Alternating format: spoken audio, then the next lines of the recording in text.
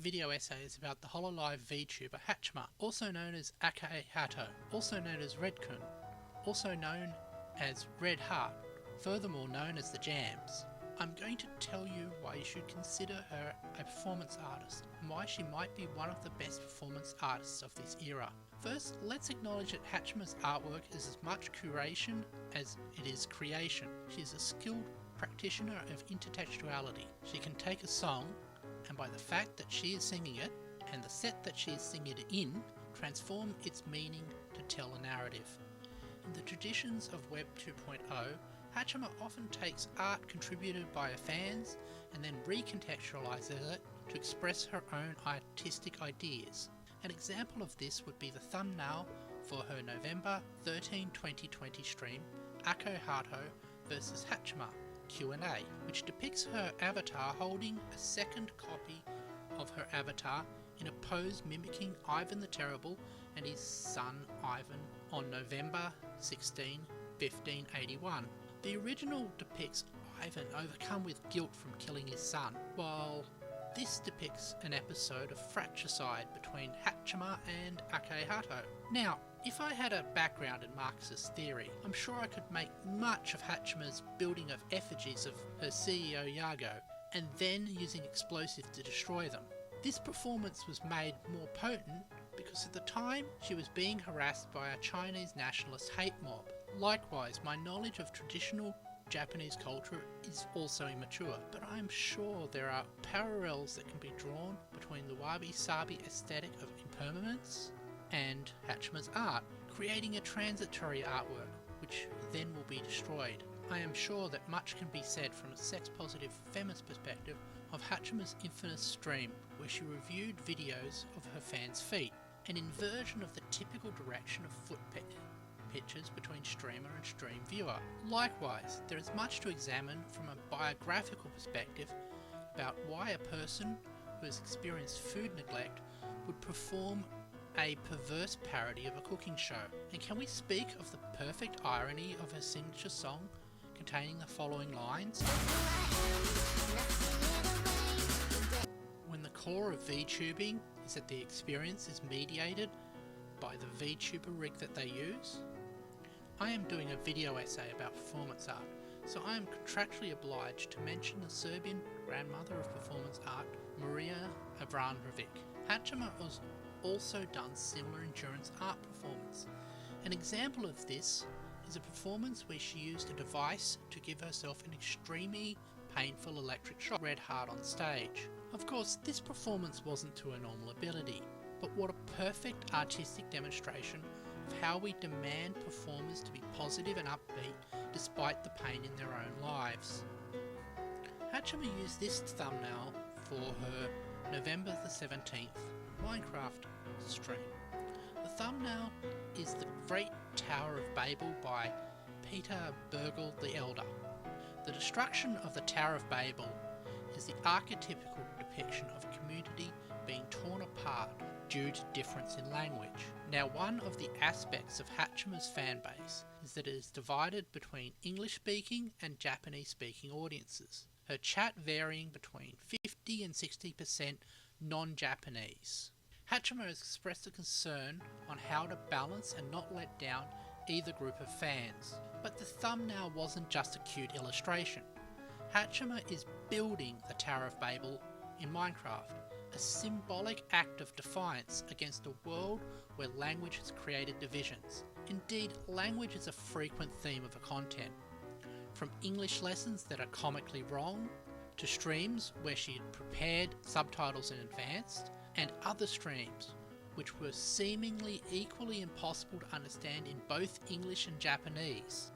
On the 21st of January, Haachama performed a video titled Void Haachama, which marked the start of the Haachama AkaiHaato arc. This stream was intriguing because it's the first example I have seen of Dadaist VTubing.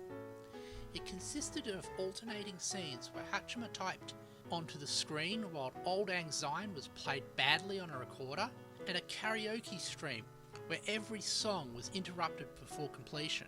The text type was often contradictory, doing things like announcing that soon something important would be said, then after building it up through several announcements, announcing that the typist had decided to say nothing. It was a bizarre, self-contradictory stream, which was deeply engaging. I should explain the Dadaists now. The Dadaists were an art movement that came about in response to World War I and the Spanish flu pandemic. They saw a world full of horror and lacking in meaning, then they produced art that was equally nonsensical, twisted, distorted, and often self-contradictory. When the stream ended, Haachama wrote, "Show me Kanryo," a Japanese phrase that means proof complete. The chat responded to this with QED, an acronym for the Latin phrase quod et demonstratum, a phrase that in mathematical proofs indicates what the author set out to prove has been proven. Waifu Theory has made a wonderful series on the Haachama vs AkaiHaato arc, which I have linked in the doobly-doo. So I'm not going to go over the same territory she has. Watch her videos, they're great. What I do want to talk about is how Haachama used VTubing streams as a way to create an engaging long-form narrative. From the success of her streams and the interest that it attracted, this is something that there is a great hunger for in the audience. However, because Haachama's story covered challenging topics around mental health, it was judged unsuitable for YouTube. Unfortunately, the month-long series of videos that constitute this arc is no longer available, and no conclusion to this story was made. I'm going to have to come back to this. Now, artists don't exist in a vacuum, and if we are talking about an artist, we should also examine the people they've gone on to influence. Haachama's colleague in Hololive, Coco, has stated that it was through watching Haachama's streams that Coco was inspired to take up VTubing.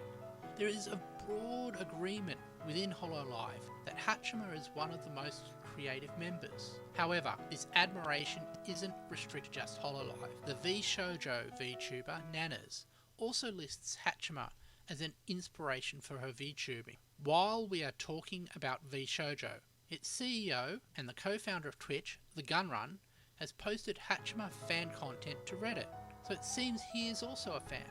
As well as these people, there are numerous Haatons that Haachama has inspired to create art, music, games and videos.